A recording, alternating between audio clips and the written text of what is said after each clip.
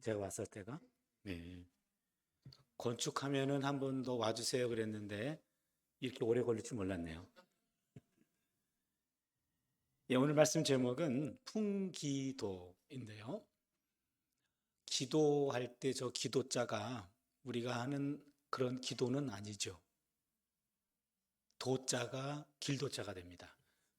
그러게 저게 무슨 내용인가 궁금해하는 분들이 있을 것 같은데요. 좀 성격이 급한 분들은 못 참는 것 같아서 약간 청기를 누설하고 말씀을 들어갈게요. 기도에 관한 내용이긴 합니다. 그러나 어떤 내용인지는 설교 끝날 때 5분 전에 그때 이야기하고 청기를 그때 폭로하겠습니다. 오늘 그리고 말씀 끝나고 함께 기도하고 그리고 축도할 때는요. 제가 그 구약 선생인데요. 구약 오리지널 히브리어 축도를 할 겁니다. 그러면은 축도가 끝나면 반주자가 후주를 해야 되는데 어느 교회는 축도인지 눈치를 못 채가지고 반주자가 멀끔멀끔 제 얼굴만 보고 있어요. 그럼 제가 했다고 그러면은 왜 안 하냐고 그래서 했다고 이렇게 해서 타이밍을 놓치는 경우가 있는데 주원교회 실력을 한번 보겠습니다. 예, 구약 성경은 오경, 역사서, 시가서, 예언서 네 구분으로 되어 있죠. 오경은 창출, 내, 민, 신 다섯 권이죠. 그렇죠? 그 다음에 역사서는 따라올 수 있나요? 여호수아, 그렇죠? 사사기 못 따라오세요? 여호수아, 사사기, 룻기, 사무엘 상하, 열왕기 상하, 역대기 상하, 에스라, 느헤미야, 에스더 12권. 그래서 오경, 역사서 더하면 17권. 이 오경과 역사서는 하나님의 행동이 기록되어 있습니다. 하나님의 구원 행동. 이스라엘 역사 속에 남겨진 하나님의 구원 행동이 기록되어 있습니다. 그에 반해 예언서는 이사야, 예레미야, 역시 못 따라오네요. 예레미야, 에가, 에스겔, 다니엘, 호세아부터 말라기까지 12권, 여기도 17권이네요. 예언서는 하나님의 말씀이 기록되어 있습니다. 예언자를 통한 말씀. 그럼 나머지 책이 시가서, 욥기, 시편, 잠언, 전도서, 아가 5권. 이 5권은 하나님의 행동과 하나님의 말씀에 대한 인간의 응답입니다. 그러면 구약 성경은 하나님의 계시, 행동 계시와 말씀 계시와 인간의 응답이라고 하는 계시와 응답이 어우러진 것이 구약 성경이라고 말할 수 있습니다. 하나님이 행동하셨습니다. 말씀하셨습니다. 그때 가장 먼저 반응을 보인 사람들은 시인입니다. 아무래도 시인이 좀 민감한 것 같습니다. 시인은 하나님이 행동하시고 말씀하실 때 찬양으로 응답했습니다. 구약 성경에 나오는 시는 다 시인의 것으로 봅니다. 최초에 기록된 찬양시가 출애굽기 15장 21절 말씀입니다. 미리암이 그들에게 화답하여 이르되 너희는 야훼를 찬송하라. 그는 높고 영화로우시며 말과 그 탄자를 바다에 던지셨음이로다. 우리가 알고 있듯이 홍해를 건넌 기적 이후에 이제 미리암이 소고를 치면서 야훼를 찬양하라. 그는 높고 영화로우시며 말과 그 탄자를 바다에 던졌음이심입니다 라고 보여준 최초의 고백. 이게 성경에 나오는 최초의 찬양시입니다. 그런데 하나님은 늘 행동하시고 말씀하시지 않지요. 때로는 부재하시고 또한 침묵할 때도 있습니다. 우리끼리 이야기합니다만 그럴 때가 더 많죠. 저한테만 그런 거 아니죠. 그렇죠? 그럴 때 시인들은 하나님께 탄원으로 응답했습니다. 대표적인 탄원시가 시편 22편 1절 말씀인데요. 내 하나님이여 내 하나님이여 어찌 나를 버리셨나이까. 요거를 원어로 읽어드리면 엘리 엘리 라마 사박다니. 아까보다 훨씬 많은 분들이 끄떡끄떡 하셨어요.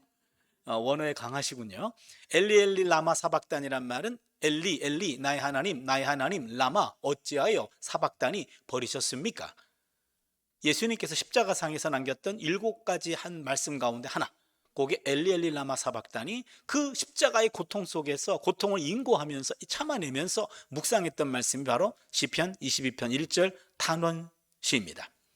시가서 가운데 가장 대표적인 책이 시편인데 시편은 하나님에 대한 시인의 반응을 모은 책이죠. 시편의 대표적인 반응은 2가지입니다. 하나는 찬양시고 하나는 탄원시입니다. 찬양시는 노래가 되고 탄원시는 기도가 됩니다. 그러게 시편은 노래와 기도책입니다. 인간이 하나님과 소통할 수 있는 합법적인 통로는 딱 두 가지입니다. 하나는 찬송이고 기도입니다. 그러게 야고보서 1장 5장 13절을 보시면 너희 중에 고난당하는 자가 있느냐? 그는 기도할 것이요 즐거워하는 자가 있느냐? 그는 찬송할지니라.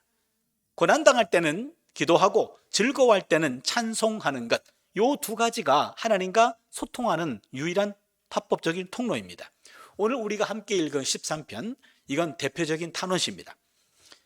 탄원시는 삶 속에서 고통당하고 있었을 때 그때 하나님 앞에 토해내는 반응이에요. 감사가 아닙니다. 불평의 상황을 그대로 하나님께 드러내는 것, 이것이 바로 탄원시인데, 우리가 개인적으로 특별히 힘들 때 하는 기도, 그게 탄원기도입니다. 탄원기도는 5가지 요소와 순서가 있습니다. 여러분 요거 잘 기억해 주세요. 첫 번째입니다. 하나님을 부릅니다. 두 번째입니다. 불평합니다. 세 번째는 간구합니다. 네 번째는 신뢰를 고백합니다. 다섯 번째는 찬양으로 끝납니다. 다시 볼게요. 하나님을 부르고 불평, 간구, 신뢰, 찬양. 쉽게 얘기해 보겠습니다. 하나님 불렀어요. 나 죽을 것 같아요. 불평했습니다. 살려주세요. 간구합니다. 그리야 하실 거죠? 신뢰를 고백합니다. 할렐루야. 찬양하는 거죠. 요 5가지입니다. 요 5가지를 오늘 시편 13편 다시 한번 볼게요. 여러분 종이 성경 가지고 오셨으면 성경에다가 기록하셔도 좋습니다. 1절을 보시면 야훼여, 거기에 1번입니다. 1번, 하나님을 불렀습니다. 어느 때까지니까 나를 영원히 잊으시나이까? 주의 얼굴을 나에게서 어느 때까지 숨기시겠나이까? 나의 영혼이 번민하고 종일토록 마음에 근심하기를 어느 때까지 하며 내 원수가 나를 치며 자랑하기를 어느 때까지 하리까? 뭐에 해당할까요? 불평. 1절과 2절은 불평입니다. 3절과 4절입니다. 야훼 내 하나님이여 나를 생각하사 응답하시고 나의 눈을 밝히소서. 두렵건대 내가 사망의 잠을 잘까 하며 두렵건대 나의 원수가 이르기를 내가 그를 이겼다 할까 하며 내가 흔들릴 때 나의 대적들이 기뻐할까 하나이다. 뭘까요? 간구. 좋습니다. 5절입니다. 나는 오직 주의 사랑을 의지하여 싸우니 나의 마음은 주의 구원을 기뻐하리이다. 뭘까요? 신뢰. 6절입니다. 내가 야훼를 찬송하리니 이는 주께서 내게 은덕을 베푸심이로다. 뭘까요? 찬양이죠. 그러면요 시편 13편 다윗의 시입니다. 야훼여 하나님 불렀고 어느 때까지입니까? 라고 불평하기 시작했고, 3절 보면은요 나를 생각하사 응답하시고 나의 눈을 밝히소서. 간구했습니다. 5절을 보시면 나는 오직 주의 사랑을 의지하여 싸우니 나의 마음은 주의 구원을 기뻐하리이다. 신뢰를 고백합니다. 6절에 내가 야훼를 찬송하리니. 요 5가지 요소가 요 순서대로 나와 있는 유일한 시입니다. 그러게 시편 13편은요 개인 탄원시의 교과서입니다. 오늘 여러분 잘 오셨고, 13편은요 늘 묵상하시면서 읊조려도 좋습니다. 답답할 때 이거 읽으셔도 내 마음이 이 안에 표현되고 하나님과 접속되는 줄로 믿습니다. 이게 탄원 기도고 5가지 요소입니다. 혹시 여러분들 가운데 나는 혼자 기도할 때 이 순서대로 하고 있네? 그분은 이미 기도의 고수입니다. 이미 기도의 고수예요. 많이 기도하는 중에 하나님이 개입하셔가지고 다윗의 기도와 같이 우리의 기도 순서를 바로 잡아주셨어요. 아이고 목사님, 저는 이 순서는 아닌데 나름 열심히 하고 있는데 저는 뭐라고 그래야 됩니까? 그분도 고수로 인정하겠습니다. 그분은 막달라 기도의 고수입니다. 여러분 언제 막달라 기도에서 다윗의 기도로 갈아탈 수 있기를 바랍니다. 여기 2가지를 말씀드리려고 합니다. 첫 번째는요, 여러분 기도할 때 반드시 하나님을 불러야 됩니다.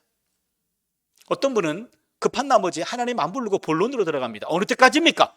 라고 따져요. 그럼 하나님이 쟤 지금 누구한테 따지냐? 그럴 겁니다. 헛소리입니다. 헛소리예요. 하나님을 안 부르면 헛소리입니다. 그러게 아무리 급해도 하나님 불러야 됩니다. 어떤 분은 기도할 때 예수님이라고 기도하는 분이 있어요. 그러면 하나님이 우편에 앉아 계신 예수님에게 야 오늘은 너한테 기도한다. 야 네가 알아서 해라. 둘이 싸우십니다.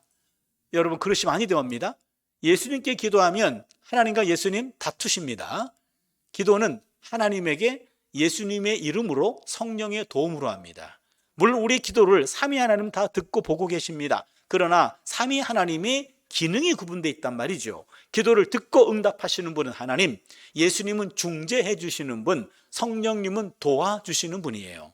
그러게 반드시 기도할 때는 하나님을 불러야 됩니다. 아버지라고 하셔도 좋아요. 주님도 좋습니다. 하나님을 부릅니다. 그리고 중간중간에 예수님과 성령님을 초청하는 것은 아주 좋은 기도입니다. 그 완벽한 기도에 가깝죠. 삼위 하나님을 다 초청하는 기도가 되기 때문에 그래요. 그러나 하나님 빠지면 하나님 삐지십니다. 그리고 응답도 안 됩니다. 그러기에 반드시 하나님을 부른다. 이게 가장 중요한 첫 번째 원칙. 두 번째, 기도 끝날 때는 현재형으로 끝납니다. 예수님 이름으로 기도합니다. 예수님 이름으로 기도하나이다 드리나이다. 현재형으로 끝납니다. 간혹 기도할 때 과거형으로 끝나는 기도 가끔 있어요. 예수님 이름으로 기도했습니다. 요거 약간 부족합니다. 왜 그러냐면 기도 안에는 간구가 있죠. 간구는 미래에 일어날 사건입니다. 하나님이 간구를 들으시고 언제 응답할까라고 나름대로 스케줄을 보고 계시는데 당사자가 기도를 그냥 끝내 예수님 이름으로 기도했습니다 라고 자기가 유효기간을 그냥 끝내버렸어요. 응답 필요 없으니까 끝낼게요, 그런 얘기입니다. 그건 아쉬운 기도가 되죠. 그 기도를 했으면 하나님이 들으시고 언제 응답할 건지 미래의 어느 날짜를 보고 계신다고요. 그러면 그날까지 유효기간이 연장돼야 됩니다. 그래서 영원한 현재형이라고 그럽니다. 두 가지 말씀드렸죠. 기도는 하나님에게 한다. 반드시 하나님을 부를 것. 두 번째는 현재형으로 끝난다. 그게 우리가 주의해야 될 사항입니다.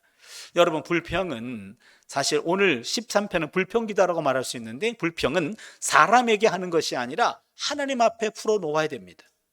불평은 사람에게 하는 것 아닙니다. 하나님에게 합니다. 13편의 시인은 불평이 생길 때 당사자를 찾아가서 따지지 않습니다. 시인은 그 불평거리를 가지고 하나님 앞에 나옵니다. 시인은 사람이 아니라 하나님께 따집니다. 13편 1절과 2절 다시 한번 볼게요. 야훼여, 어느 때까지니까? 나를 영원히 잊으시나이까? 주 얼굴을 나에게서 어느 때까지 숨기시겠나이까? 나의 영혼이 범민하고 종일토록 마음에 근심하기를 어느 때까지 하며 내 원수가 나를 치며 자랑하기를 어느 때까지 하리까? 사실 여러분, 기도 내용을 들어보면 내 원수가 나를 치며 자랑하기를 어느 때까지니까? 저 같으면 야, 네 원수가 너를 언제 괴롭힐지 내가 어떻게 알아? 네 원수한테 따져봐, 그럴 것 같습니다. 그러나 오늘 시인은 내 원수가 나를 치며 자랑하기를 어느 때까지 하리까 하면서 원수에게 따지지 않고 하나님께 따지고 있어요. 시인은 이어서 하나님께 간절히 간구합니다. 3절과 4절입니다. 야훼 내 하나님이여, 나를 생각하사 응답하시고 나의 눈을 밝히소서. 두렵건대 내가 사망의 잠을 잘까 하오며 두렵건대 나의 원수가 이르기를 내가 그를 이겼다 할까 하오며 내가 흔들릴 때 나의 대적들이 기뻐할까 하나이다 하면서 하나님께 계속 따지고 있고 계속 불평하고 있습니다. 여러분, 구약 예언자 가운데 불평 기도를 가장 많이 한 예언자가 있어요. 눈물의 예언자라고도 말해요. 누구죠? 예레미야입니다. 예레미야 엄청나게 불평 기도를 많이 했어요.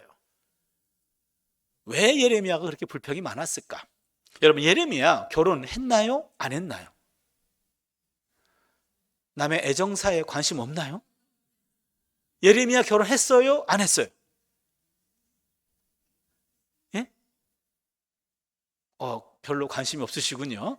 예레미야 결혼 못했습니다. 예레미야 16장 2절을 보면 너는 결혼하지 말지니라 자녀도 갖지 말지니라 라고 말씀하셨어요. 예레미야 결혼 못했습니다. 여러분, 독신이라는 단어는 히브리어에 없습니다. 단어도 없는 삶을 하나님이 예레미야에게 요구하셨습니다. 왜 그런가? 곰곰이 생각해 보니까는요, 여러분, 예레미야만 국가가 멸망하기 직전에 활동을 했고 국가 멸망을 예언했고 국가 멸망을 경험했고 그도포로로 끌려가다가 풀려난 유일한 예언자입니다. 구약에 있는 모든 문서 예언자들 가운데 국가가 멸망할 때, 유다 왕국 멸망할 때 활동했던 예언자가 예레미야밖에 없습니다. 그리고 예레미야는 하나님 주신 말씀, 국가 멸망을 늘 예언할 수밖에 없었습니다. 그럼 생각해 보세요. 여러분, 나라 망합니다. 바벨론이 쳐들어옵니다. 항복하는 게 하나님 뜻입니다. 듣지 않아요. 늘 울면서 그 예언만 했어요. 그런데 여러분, 갑자기 예레미야가 근데 여러분, 광고할 게 있는데 며칠 뒤에 제가 결혼합니다. 축복해 주십시오. 그러면 듣는 사람들이 쟤 미친 거 아니야? 그럴 거 아니에요. 망한다며. 그의 메시지와 그의 삶이 구분될 수 없었기 때문에 그는 자기 메시지답게 삶을 살아야 했기에 아내도 없고 자녀도 없는 그런 아주 고립된 그런 삶을 살아야만 했습니다. 그런데다가 예레미야는 메시지 때문에 국가 매국노가 됐어요. 반역자입니다. 입만 열면 나라가 망한다고 예언했어요. 저거부터 쳐라. 이럴 정도로 예레미야는 성전 출입도 금지당했고 국가의 반역자로 지켰습니다. 부모도 이해 못했습니다. 그의 고향 친구들도 예레미야를 부끄럽게 생각했고 예레미야를 죽이려고까지 했습니다. 예레미야는 누구에게도 말할 사람이 없어요. 그러니 예레미야는 하나님한테밖에 나올 수가 없었습니다. 예레미야 12장 1절입니다. 야훼여, 악한 자의 길이 형통하며 반역한 자가 다 평안하면 무슨 까닭입니까? 하나님, 악한 자가 형통하잖아요. 반역한 자가 평안하잖아요. 이게 웬일입니까? 하나님 말씀 주신 것 전했어요. 듣는 사람들 가운데 많은 사람들이요, 무리를 지었어요. 예레미야를 제거하려고 합니다. 악한 사람들입니다. 반역한 자들입니다. 더 기가 막힌 것은 그들은 형통해요. 그들은 평안해요. 나는 점점 힘들어져요. 이게 뭐예요, 하나님? 아니, 이러시면 안 되잖아요 라고 하나님께 따지고 있습니다. 예레미야의 불평은 한 번으로 끝나지 않습니다. 거듭됩니다. 15장 15절을 보시면 야훼여, 주를 위하여 내가 부끄러움 당하는 줄을 아시옵소서. 하나님 때문에 내가 지금 망가진 거 하나님 아셔야 됩니다 라고 거듭 불평하고 따지고 있어요. 만약에 제 학생이 저한테 2번 거듭 따진다면 너 죽을래? 그럴 것 같아요. 근데 하나님은 불편해하지 않습니다. 불평 기도를 불편해하지 아니하시고 오히려 더 권면하셔요. 예레미야 33장 3절이지요. 너는 내게 부르짖으라. 내가 내게 응답하겠고 내가 알지 못하는 크고 은밀한 일을 내게 보이리라 하면서 오히려 불평 기도를 하라고 얘기하시네요. 하나님의 귀에는 우리의 불평이 기도로 들리시는 거예요. 이게 은혜예요. 여러분, 욥이란 사람 알지요? 욥도 엄청나게 불평 기도를 많이 했습니다. 그럴만하지요. 3번에 걸친 물질의 재앙 때문에 평생 모았던 재산을 다 날렸습니다. 그것도 감당하기 어려운데 10명의 자녀가 한순간에 압살을 당했어요. 본인은 또 몹쓸 병에 걸려가지고 죽음 앞에 서게 되었습니다. 욥은 하나님께 분노를 느꼈어요. 하나님이 하든 안 하든 적어도 알고 계실 텐데 나에게 이런 걸 허용하신 하나님, 마음 상했습니다. 내 고난과 무관해 보이지 않는 하나님에 대해서 참을 수 없는 분노와 원망을 느꼈습니다. 그리고 절망했습니다. 그런데 욥의 친구들이 와서 그를 위로한답시고 위로하지만 인간의 지혜를 가지고는 문제가 해결되지 않아요. 하늘의 지혜를 만나야 돼요. 근데 하나님 만나기 싫어요. 하나님께 지금 나는 마음 상했다고요. 내 인생이 폭망했다고요. 그런데 그 하나님 만나지 않고서는 문제가 해결되지 않아요. 어떻게 하면 좋습니까? 욥 19장 6절을 보시면 하나님이 나를 억울하게 하시고 자기 그물로 나를 애워사신 줄을 알아야 할지니라. 하나님께 대한 불평을 억누르지 않아요. 불평을 토해냅니다. 19장 21절을 보시면 하나님의 손이 나를 치셨구나. 결국 하나님의 손이 나를 치신 것 아닙니까? 라고 하나님께 거듭 도전합니다. 거듭 불평합니다. 그런데 말이에요, 욥을 치신 분도 하나님이시라면 욥을 싸매어 주시는 분도 하나님이시잖아요. 욥기 19장 25절입니다. 내가 알기에는 나의 대속자가 살아계시니 마침내 그가 땅 위에 서실 것이라. 요 대속자가 하나님이셔요. 그러기 결국 하나님 만나야 문제가 해결됩니다. 그러기에 하나님께 불평을 쏟아내는 거예요. 하나님께 쏟아내는 그 불평을 하나님은 불편해하지 않으시고 기도로 들어주셔서 욥의 문제가 해결되지 않습니까? 하박국이라는 연주도 마찬가지입니다. 하박국 1장 2절을 보시면은요, 야훼여, 내가 부르짖어도 주께서 듣지 아니하시니 어느 때까지니까? 하박국은 등장하자마자 짜증을 내고 있고요, 하나님께 불평하고 있습니다.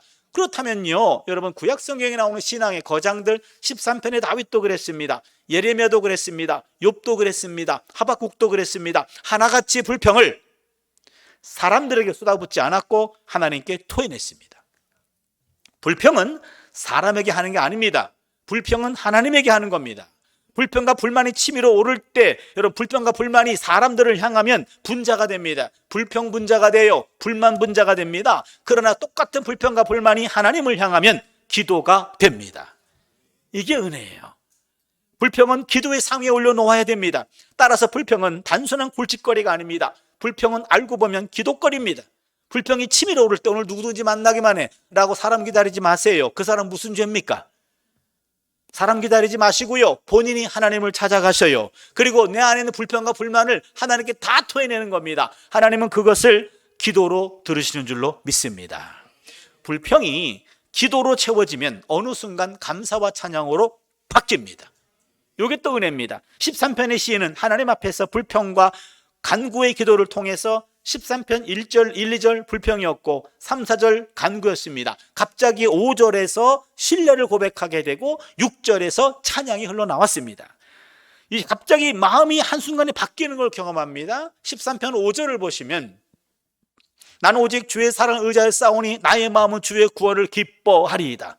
갑자기 마음이 확 바뀌었어요. 하나님 앞에서 불평하고 탄원하고 통곡기도를 하던 시인이었습니다. 갑자기 신뢰를 확신합니다. 그리고는 하나님이 자신의 기도를 응답하시고 자신의 문제가 해결될 것이다 라는 확신을 갖게 됩니다. 자연스럽게 감사와 찬양이 흘러나오게 됩니다. 그게 6절이잖아요. 내가 야훼를 찬송하리니 이는 주께서 내게 은덕을 베푸심이로다 라고 찬양으로 끝나요. 불평이 기도로 채워지자 갑자기 감사와 찬양이 흘러넘치는 것, 이것은 시편에 많이 나오는 현상입니다. 그럼 5가지 한번 보세요. 하나님, 나 죽을 것 같아요. 살려주세요. 여기까지는 울면서 하는 기도예요. 그런데 4번, 그래 하실 거죠. 할렐루야. 웃어요. 그러면 기도할 때 울었어요. 끝날 때 웃어요. 왜 그러세요? 기도하다 미쳤습니까? 왜 그런 일이 생기나요? 그런 경험 있으실 거예요. 이런 현상 우리 구약학에서는 이렇게 표현합니다. 개인 탄원시에 나타난 분위기 급변의 동인에 관한 연구. 표현이 갑자기 고급져졌죠. 이게 박사 논문이에요. 개인 탄원시에 나타난 분위기 급변. 3번과 4번에 분위기가 급변되는데 무슨 일이 있었길래 분위기가 급변됐습니까? 그 원인이 뭡니까? 이 원인을 찾아낼 때마다 시편 박사 배출. 여러분 듣는 태도 지금 박사급. 그래서 제가 오늘 소개할게요. 지금까지 여러분 들어본 적도 없고 앞으로 들을 일도 없어요. 오늘 잘 오셨고요. 잘 들으시고요. 여러분만 알고 계시고요. 다른 사람에게 절대로 가르쳐 주지 마세요. 잘 들으세요. 첫 번째는 선취이론. 선취. 미래 구원 사건의 선취이론. 미래 구원 사건의 선취이론. 무슨 얘기냐면 불평 중에 하나님께 기도하면 어느 순간 내가 갖고 있는 문제가 해결될 것이다 라는 확신에 이르게 됩니다. 인간적 불평이 기도를 통하면 하나님의 영으로 세례를 받아요. 어느 순간 불평이 사라지고 그 자리에 감사로 채워집니다. 사실 불평은 환경에서 나오는 것이 아닙니다. 마음에서 나옵니다. 기도도 마음에서 나옵니다. 그래서 기도하면 환경보다 마음을 먼저 변화시킵니다. 아직 응답되지 않았습니다. 하지만 기도자의 마음은 이미 해결될 것이다 라는 확신으로 가득 차게 됩니다. 이러한 신뢰 확신이 기도자로 하여금 미리 감사하고 미리 찬양하도록 표현하게 하는 거지요. 미래에 일어날 구원 사건을 미리 미리 취해서 이것을 현재화함으로 앞당겨 사용하는 겁니다. 미래 에너지를 선취해서 현재화해서 지금 사용하는 것, 이것이 시편에 많이 나타납니다. 아직은 응답되지 않았습니다. 아직은 환경은 변화되지 않았습니다. 그러나 기도자의 마음이 변화가 된 거예요. 이거 응답이 되겠네 라는 확신이 드는 겁니다. 그러기에 미래에 일어날 구원 사건을 선취함으로 이거를 현재화해서 앞당겨 사용하는 것, 그래서 기도가 바뀌고 시편에 많이 나타납니다. 두 번째는 회상이론입니다. 회상. 과거 구원 사건의 회상이론. 과거 구원 사건의 회상이론. 불평 중에 하나님께 기도하면 기도 중에 과거에도 이와 유사한 경우가 있었는데 하나님이 응답해 주셨어요. 그것이 갑자기 생각이 나는 겁니다. 그리고는 알고 봤더니 과거에는 더 큰 문제였어요. 근데 시간이 지나가면서 잊혀졌는데 다시 게을렀던 기도의 단을 쌓다 보니까 요게 기억이 나네요. 그러면은 과거의 하나님과 오늘의 하나님은 동일한 하나님이셔요. 이걸 해결해 주셨으면 이것도 해결이 가능해요. 그런 확신이 쓰게 됩니다. 과거에 경험했던 구원 사건을 회상함으로 이거를 현재화해서 재활용하는 거죠. 그러게 한 번 경험했던 그 하나님을 그동안 망각 속에 가두었는데 내가 문제가 생기자 다시 기도의 단을 쌓고 기도하다 보니까 그게 생각이 납니다. 그렇다면 그 힘 때문에 이 문제도 해결이 되겠네 라는 확신이 들면서 고백이 바뀌는 거예요. 이게 과거 구원 사건의 회상 이론이고 성경에도 시편에도 많이 나옵니다. 세 번째는요, 이것은 결집 이론입니다. 현재의 분산된 에너지 결집 이론. 현재의 분산된 에너지 결집 이론. 갑자기 감당하기 어려운 문제가 발생합니다. 그러면 인생이 올스톱 됩니다. 온통 문제에 신경을 빼앗깁니다. 그러면 문제만 생각합니다. 그럼 문제는 실체보다 더 커 보입니다. 자신은 작아 보입니다. 문제 앞에 선 사람들은 무기력해집니다. 무능해집니다. 이때 하나님께 기도하면 내 내면에 자리 잡고 있었던 기본적인 에너지가 문제 때문에 흩어졌는데 여기 다시 모아지기 시작합니다. 분산된 에너지가 결집됩니다. 문제가 실제 크기로 작아집니다. 자신의 내면이 커집니다. 내면이 확장됩니다. 내면이 강해집니다. 당당하게 됩니다. 감당할 수 있는 힘이 내면에서 솟구칩니다. 기도는 현재의 분산된 내면의 에너지를 결집시켜서 웬만한 문제는 넉넉히 감당하게 해주는 거죠. 이게 있어요. 그러면 여러분, 기도라는 것은 미래에 일어날 구원 사건을 선취함으로 현재화해서 앞당겨 사용하고, 과거에 경험했던 구원 사건을 회상함으로 현재화해서 재활용하고, 흩어진 에너지를 결집시켜서 웬만한 문제는 감당할 수 있도록 내면이 무장되는 것, 이게 기도라고요. 그러면 기도는 삼중 에너지를 끌어올 수 있습니다. 미래 에너지, 과거 에너지, 현재 에너지를 끌어모으는 것이 바로 기도입니다. 그러기에 우리에게 가장 중요한 것은 기도입니다. 예수께서 기도로 귀신 들린 아이를 고쳤습니다. 제자들이 예수님에게 질문합니다. 마가복음 9장 28절입니다. 우리는 어찌하여 능히 그런 그 귀신을 쫓아내지 못하였나이까? 선생님은 잘 하시면서 우리는 왜 못합니까?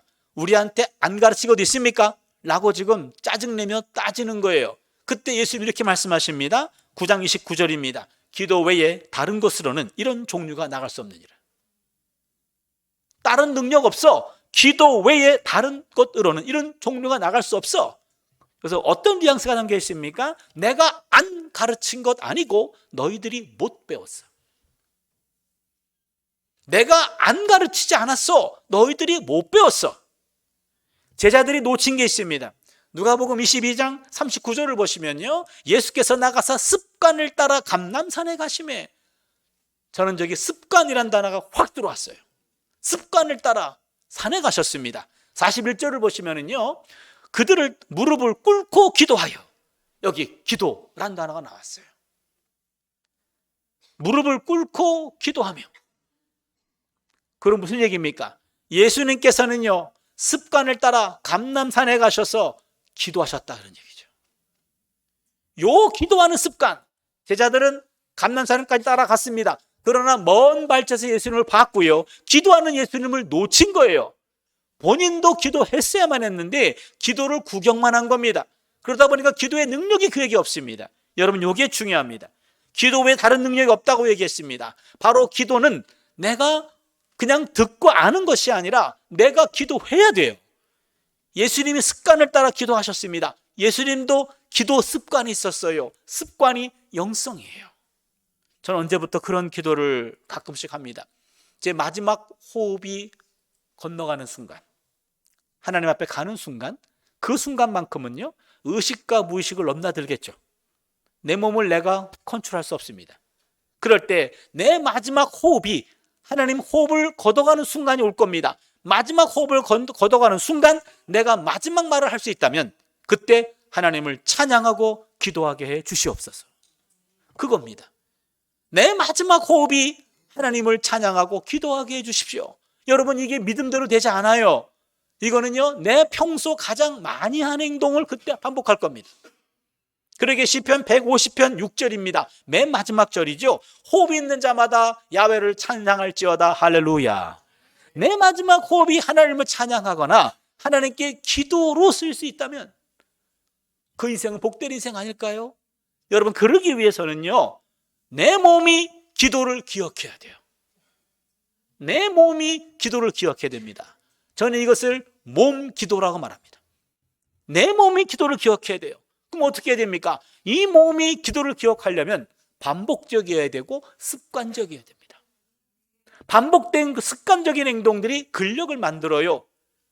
가끔 가다가 권사님들 기도 많이 하시는 분들 있잖아요. 매일매일 새벽 기도하고 그러잖아요. 그러면 제가 새벽 권사님한테, 권사님 뭐 이렇게 열심히 기도하세요? 그러면은, 목사님 나 맨날 똑같은 기도해요 라고 부끄러워하셔요. 근데 그게 잘하는 기도예요.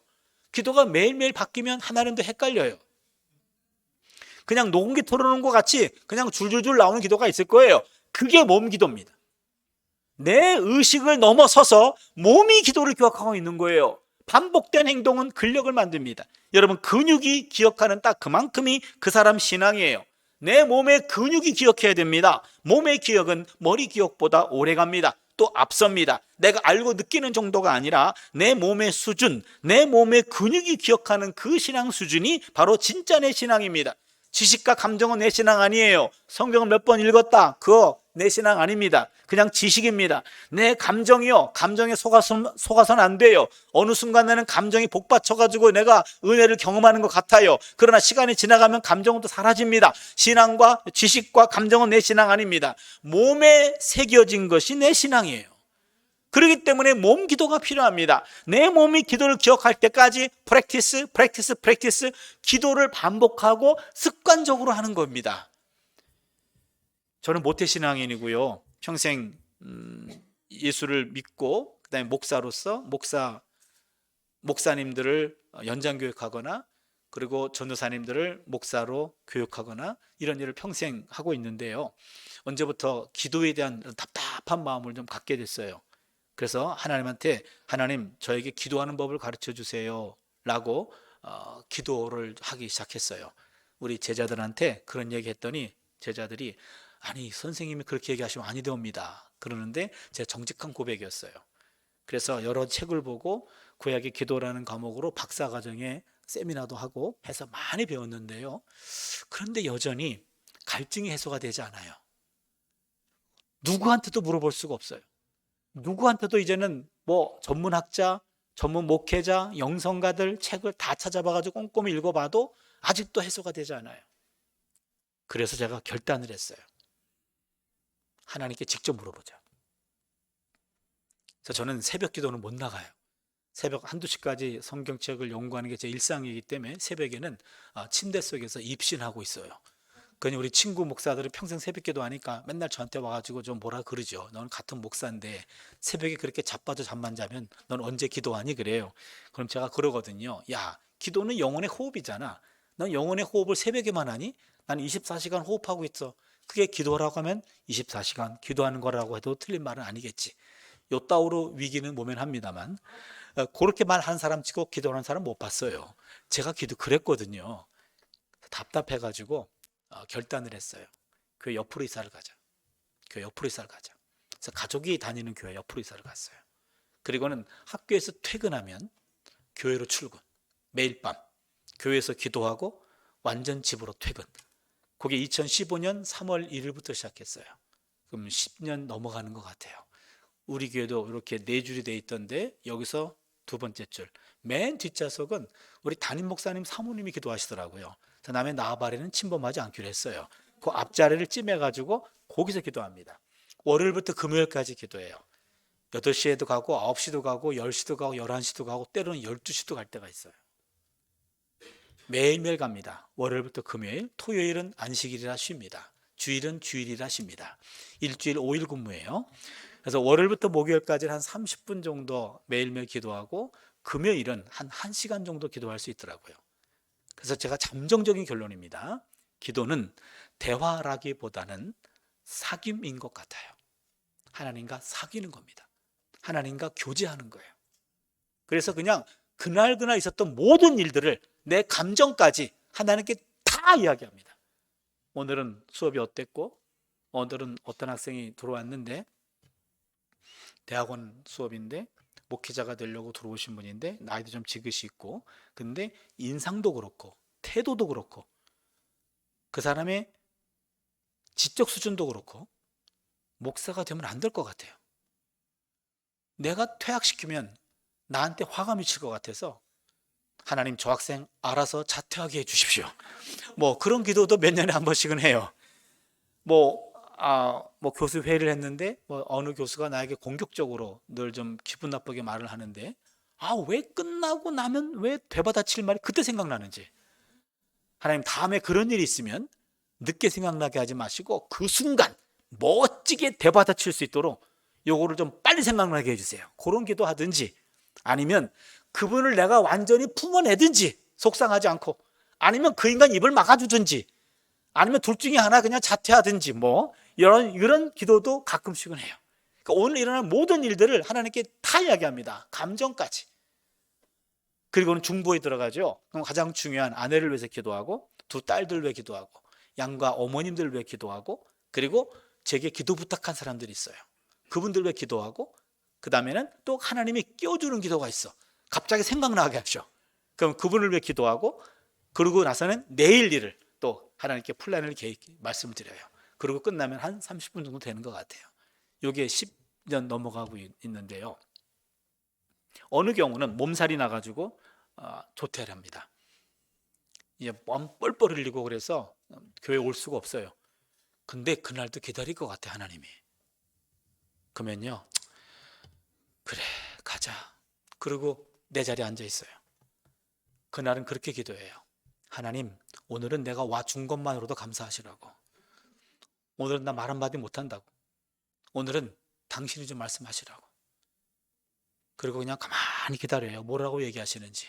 근데 내가 만난 하나님은 과묵하신 하나님이에요. 지금까지 한 번도 내가 알아들을 말로 말씀하신 적이 없어.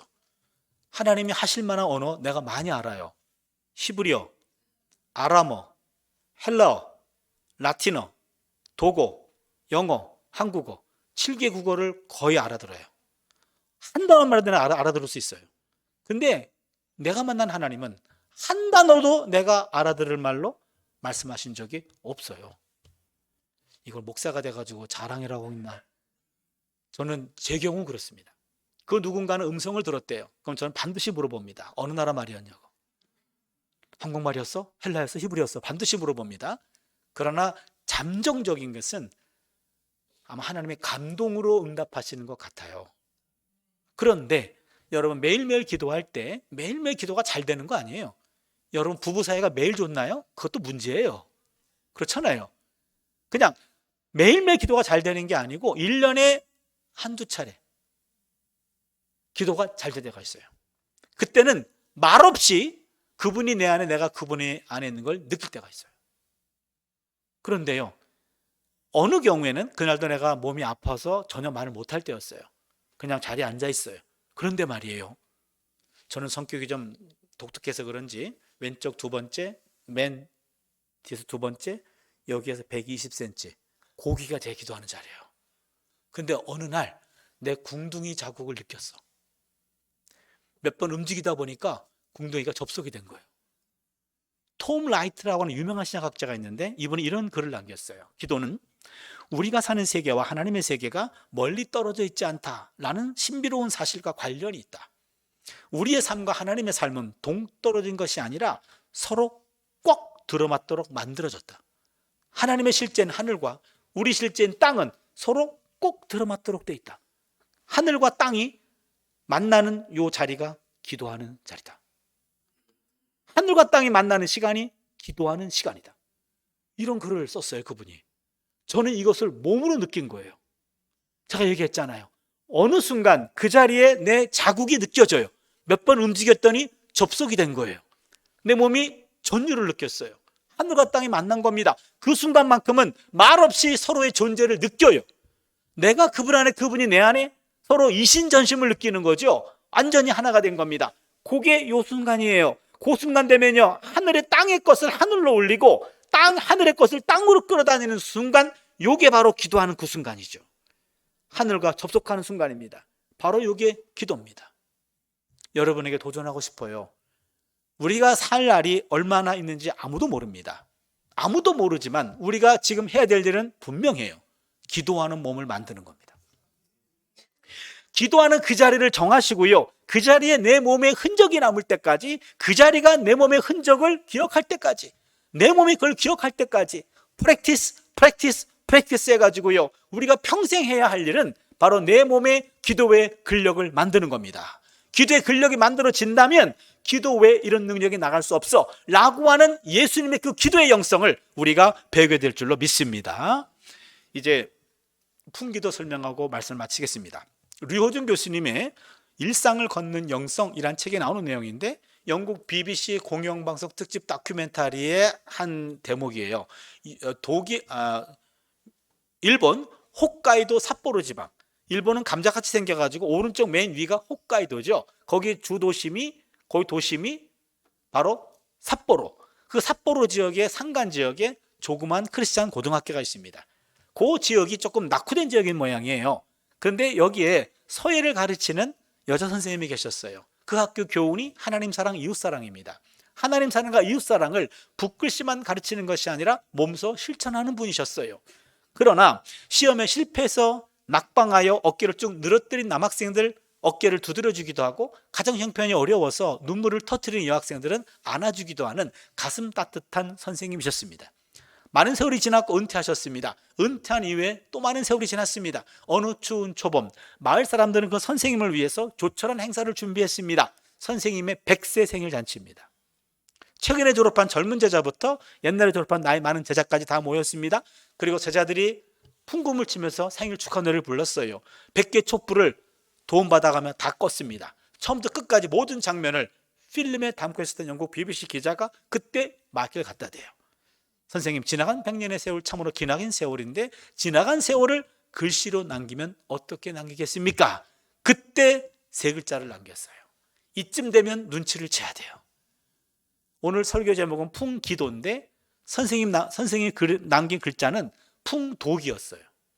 풍독이 무슨 말입니까? 풍, 바람 풍자, 팡, 풍, 바람 부는 도, 길 위를 기도하며 살았습니다. 아, 기가 막힌 표현이에요. 풍도기, 풍, 바람 부는 도, 길 위를 기도하며 살았습니다. 요 세 글자를 남기고 며칠 뒤 세상을 떠났습니다. 자신을 가리켜 I'm just a little old lady, 그저 작고 초라한 늙은입니다 라고 말했는데, 그 다큐멘터리 제목은 A Little Giant Lady, 몸집은 작았지만 영웅적인 부인이었다. 다큐멘터리 끝, 책도 끝. 제가 곰곰이 생각했습니다. 선생님은 100세를 살고 뒤돌아본 거고 우리는 100세를 향해 가고 있어요. 그럼 어떤 삶을 살아야 될까? 두 번째와 세 번째를 제가 바꿨습니다. 그게 풍기도입니다. 무슨 말입니까? 풍, 갑자기 인생에 바람이 불면 앞이 보이지 않아요. 그때 기도하면 도, 보이지 않는 길이 보인다.